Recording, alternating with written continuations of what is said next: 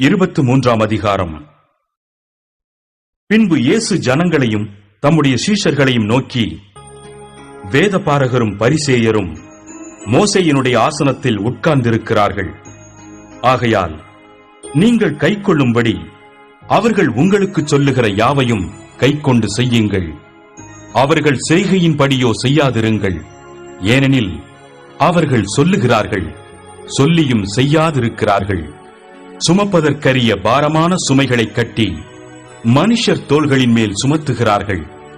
தாங்களோ ஒரு விரலினாலும் அவைகளை தொடமாட்டார்கள். தங்கள் கிரியைகளை எல்லாம் மனுஷர் காண வேண்டும் என்று செய்கிறார்கள். தங்கள் காப்பு நாடாக்களை அகலமாக்கி தங்கள் வஸ்திரங்களின் தொங்கல்களை பெரிதாக்கி விருந்துகளில் முதன்மையான இடங்களையும் ஜெப ஆலயங்களில் முதன்மையான ஆசனங்களையும் சந்தை வெளிகளில் வந்தனங்களையும் மனுஷரால் ரபி ரபி என்று அழைக்கப்படுவதையும் விரும்புகிறார்கள். நீங்களோ ரபி என்று அழைக்கப்படாதிருங்கள். கிறிஸ்து ஒருவரே உங்களுக்கு போதகராயிருக்கிறார். நீங்கள் எல்லாரும் சகோதரராய் இருக்கிறீர்கள். பூமியிலே ஒருவனையும் உங்கள் பிதா என்று சொல்லாதிருங்கள். பரலோகத்தில் இருக்கிற ஒருவரே உங்களுக்கு பிதாவாயிருக்கிறார். நீங்கள் குருக்கள் என்றும் அழைக்கப்படாதிருங்கள். கிறிஸ்து ஒருவரே உங்களுக்கு குருவாயிருக்கிறார். உங்களில் பெரியவனாய் இருக்கிறவன் உங்களுக்கு ஊழியக்காரனாய் இருக்க கடவன். தன்னை உயர்த்துகிறவன் தாழ்த்தப்படுவான், தன்னை தாழ்த்துகிறவன் உயர்த்தப்படுவான். மாயக்காரராகிய வேதபாரகரே, பரிசேயரே, உங்களுக்கு ஐயோ! மனுஷர் பிரவேசியாதபடி பரலோக ராஜ்யத்தை பூட்டி போடுகிறீர்கள். நீங்கள் அதில் பிரவேசிக்கிறதும் இல்லை, பிரவேசிக்கப் போகிறவர்களை பிரவேசிக்க விடுகிறதும் இல்லை. மாயக்காரராகிய வேதபாரகரே, பரிசேயரே, உங்களுக்கு ஐயோ! பார்வைக்காக நீண்ட ஜெபம் பண்ணி விதவைகளின் வீடுகளை பட்சித்து போடுகிறீர்கள். இது நிமித்தம் அதிக ஆக்கினையை அடைவீர்கள். மாயக்காரராகிய வேதபாரகரே, பரிசேயரே, உங்களுக்கு ஐயோ! ஒருவனை உங்கள் மார்க்கத்தானாக்கும்படி சமுத்திரத்தையும் பூமியையும் சுற்றித் திரிகிறீர்கள். அவன் உங்கள் மார்க்கத்தானான போது அவனை உங்களிலும் இரட்டிப்பாய் நரகத்தின் மகனாக்குகிறீர்கள். குருடரான வழிகாட்டிகளே, உங்களுக்கு ஐயோ! எவனாகிலும் தேவாலயத்தின் பேரில் சத்தியம் பண்ணினால் அதனால் ஒன்றுமில்லை என்றும், எவனாகிலும் தேவாலயத்தின் பொன்னின் பேரில் சத்தியம் பண்ணினால் அவன் கடனாளி என்றும் சொல்லுகிறீர்கள். மதிகேடரே, குருடரே, எது முக்கியம்? பொன்னோ, பொன்னை பரிசுத்தமாக்குகிற தேவாலயமோ? மேலும் எவனாகிலும் பலிபீடத்தின் பேரில் சத்தியம் பண்ணினால் அதனால் ஒன்றுமில்லை என்றும், எவனாகிலும் அதின்மேல் இருக்கிற காணிக்கையின் பேரில் சத்தியம் பண்ணினால் அவன் கடனாளி என்றும் சொல்லுகிறீர்கள். மதிகேடரே, குருடரே, எது முக்கியம்?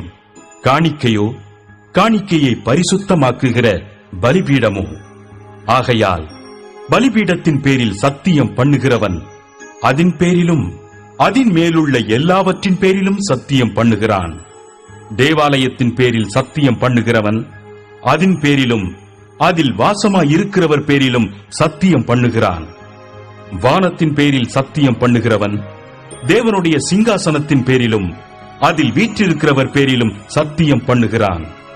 மாயக்காரராகிய வேதபாரகரே, பரிசேயரே, உங்களுக்கு ஐயோ! நீங்கள் ஒர்த்தலாமிலும் வெந்தயத்திலும் சீரகத்திலும் தசமபாகம் செலுத்தி நியாயப்பிரமாணத்தில் கற்பித்திருக்கிற விசேஷித்தவைகளாகிய நீதியையும் இரக்கத்தையும் விசுவாசத்தையும் விட்டுவிட்டீர்கள். இவைகளையும் செய்ய வேண்டும், அவைகளையும் விடாதிருக்க வேண்டுமே.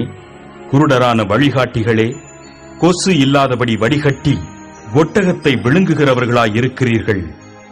மாயக்காரராகிய வேதபாரகரே, பரிசேயரே, உங்களுக்கு ஐயோ! போஜன பான பாத்திரங்களின் வெளிப்புறத்தை சுத்தமாக்குகிறீர்கள். உட்புறத்திலோ அவைகள் கொள்ளையினாலும் அநீதத்தினாலும் நிறைந்திருக்கிறது. குருடனான பரிசேயனே, போஜன பான பாத்திரங்களின் வெளிப்புறம் சுத்தமாகும்படி அவைகளின் உட்புறத்தை முதலாவது சுத்தமாக்கு. மாயக்காரராகிய வேதபாரகரே, பரிசேயரே, உங்களுக்கு ஐயோ! வெள்ளையடிக்கப்பட்ட கல்லறைகளுக்கு ஒப்பாயிருக்கிறீர்கள். அவைகள் புறம்பே அலங்காரமாய் காணப்படும், உள்ளேயோ மரித்தவர்களின் எலும்புகளினாலும் சகல அசுத்தத்தினாலும் நிறைந்திருக்கும்.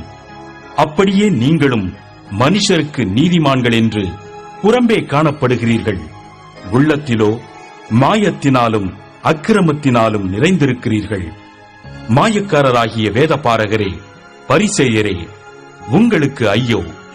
நீங்கள் தீர்க்கதரிசிகளின் கல்லறைகளை கட்டி நீதிமான்களின் சமாதிகளை சிங்காரித்து, எங்கள் பிதாக்களின் நாட்களில் இருந்தோமானால் அவர்களோடே நாங்கள் தீர்க்கதரிசிகளின் இரத்தப்பழிக்கு உடன்பட்டிருக்க மாட்டோம் என்கிறீர்கள். ஆகையால் தீர்க்கதரிசிகளை கொலை செய்தவர்களுக்கு புத்திரராயிருக்கிறீர்கள் என்று உங்களை குறித்து நீங்களே சாட்சிகளாயிருக்கிறீர்கள். நீங்களும் உங்கள் பிதாக்களின் அக்கிரம அளவை நிரப்புங்கள். சர்ப்பங்களே, விரியன் பாம்பு குட்டிகளே, நரகாக்கினைக்கு எப்படி தப்பித்துக் கொள்வீர்கள்? ஆகையால் இதோ தீர்க்கதரிசிகளையும் ஞானிகளையும் வேதபாரகரையும் உங்களிடத்தில் அனுப்புகிறேன். அவர்களில் சிலரை கொன்று சிலுவைகளில் அறைவீர்கள். சிலரை உங்கள் ஆலயங்களில் வாரினால் அடித்து ஊருக்கு ஊர் துன்பப்படுத்துவீர்கள்.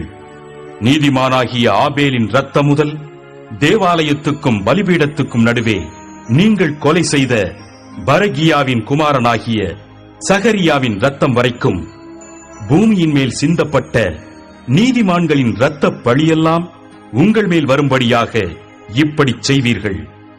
இவைகளெல்லாம் இந்த சந்ததியின் மேல் வரும் என்று மெய்யாகவே உங்களுக்கு சொல்லுகிறேன். எருசலேமே, எருசலேமே, தீர்க்கதரிசிகளை கொலை செய்து உன்னிடத்தில் அனுப்பப்பட்டவர்களை கல்லெறிகிறவளே, கோழி தன் குஞ்சுகளை தன் சிறகுகளின் கீழே கூட்டிச் சேர்த்துக் கொள்ளும் வண்ணமாக நான் எத்தனை தரமோ உன் பிள்ளைகளை கூட்டிச் சேர்த்துக் கொள்ள மனதாயிருந்தேன். உங்களுக்கோ மனதில்லாமற் போயிற்று. இதோ உங்கள் வீடு உங்களுக்கு பாழாக்கிவிடப்படும்.